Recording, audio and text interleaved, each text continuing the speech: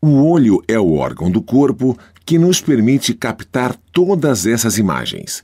É nele que se inicia o processo da visão, e é ele o responsável pela maior parte das informações que somos capazes de recolher.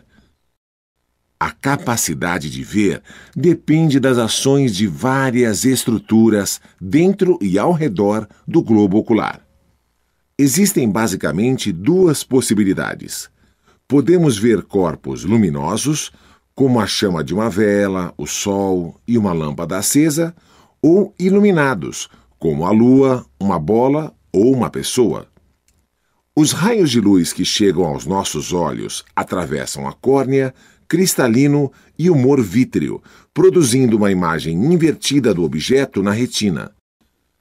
As células aí presentes converterão as diferentes intensidades de luz em impulsos elétricos, que viajarão pelo nervo óptico até chegar a uma área específica do córtex cerebral, onde serão decodificados e interpretados. A imagem então se revela aos nossos olhos. É através da luz refletida por um objeto que conseguimos captar suas formas e, principalmente, suas cores. Mas você sabe o que é a luz?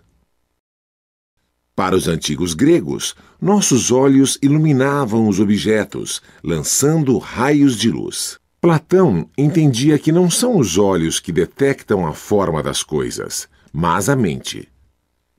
Pitágoras, no século VI a.C., afirmava que dos nossos olhos saíam raios que se moviam em linha reta e tocavam os objetos, mas foi Isaac Newton quem fez a primeira grande descoberta a respeito da luz. Em 1672, ele percebeu que a luz branca é composta de várias cores, usando prismas para decompor e recompor a luz branca.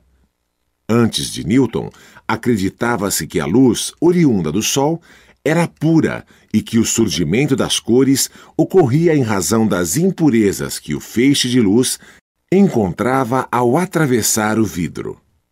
Newton imaginou que a luz seria formada por partículas que sairiam de um objeto luminoso ou iluminado e viajariam em linha reta em todas as direções, impressionando os nossos olhos, interagindo com espelhos e com a matéria como se fossem pequeninas bolas de bilhar.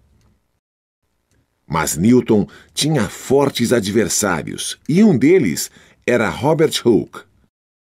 Assim como outros pensadores da época, Hooke compartilhava as ideias de Christian Huygens de que a luz era uma onda, já que muitos experimentos mostravam-na desta forma. A ideia de que a luz era formada por ondas e não partículas foi vitoriosa. Mas quase 200 anos depois, a revanche viria com a mecânica quântica, ao mostrar definitivamente que a luz é onda e também matéria. Coube ao físico e matemático escocês James Clerk Maxwell descobrir a resposta para a tão discutida e misteriosa natureza da luz. Seus estudos mostraram que a luz é uma onda eletromagnética movendo-se à assombrosa velocidade de quase 300.000 quilômetros por segundo no vácuo.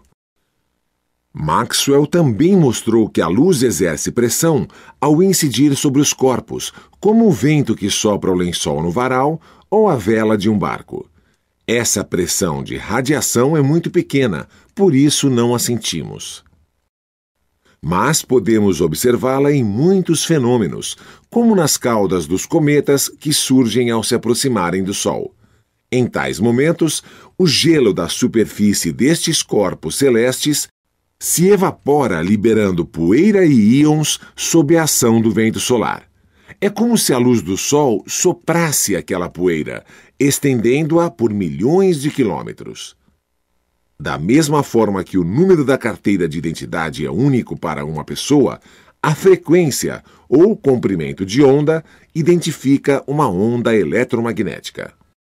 O conjunto organizado de todas as ondas eletromagnéticas, de acordo com o seu comprimento de onda, forma o espectro eletromagnético.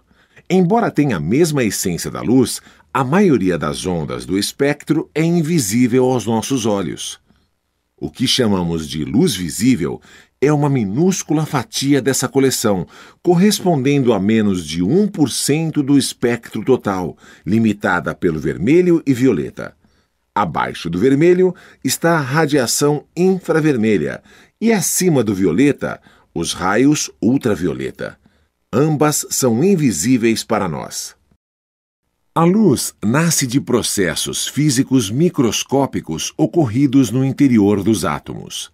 Quando estimulados ou excitados, átomos podem emitir luz quando os elétrons retornam às suas órbitas originais após absorverem quantidades específicas de energia. O retorno do elétron pode ser feito em passos intermediários, como se descesse por uma escada, liberando fótons menos energéticos a cada degrau. Assim, a luz visível pode ser gerada a partir de radiação mais energética e invisível, como a ultravioleta. É por isso que a tinta dos marcadores de texto, por exemplo, brilha à luz do sol.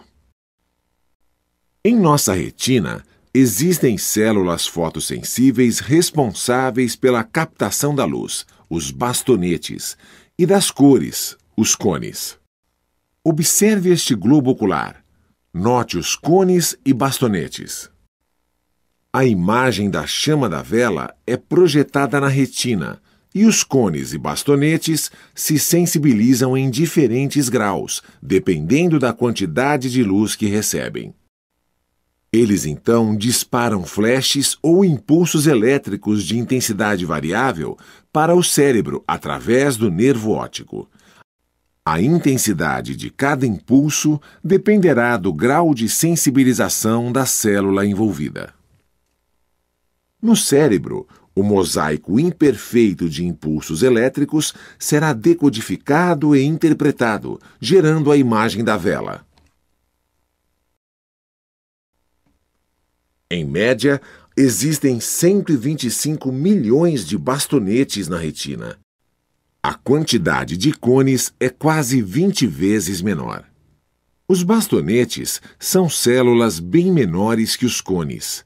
Eles são responsáveis pela visão noturna, sensíveis que são às gradações de luz ou claro-escuro. Os cones são células especializadas, responsáveis pela visão colorida. Existem 3 tipos de cones, cada um dos quais é responsável pela captação do vermelho, verde e do azul, conhecidas como cores-luz primárias. Todas as outras cores-luz resultam da superposição desses 3 diferentes estímulos básicos. A mistura de cores-luz acontece a todo instante nas TVs coloridas, monitores dos computadores e em todos os dispositivos que envolvam feixes de luz colorida. Apenas vermelho, verde e azul são necessários. Todas as outras cores resultam dessas 3, misturadas em nosso cérebro.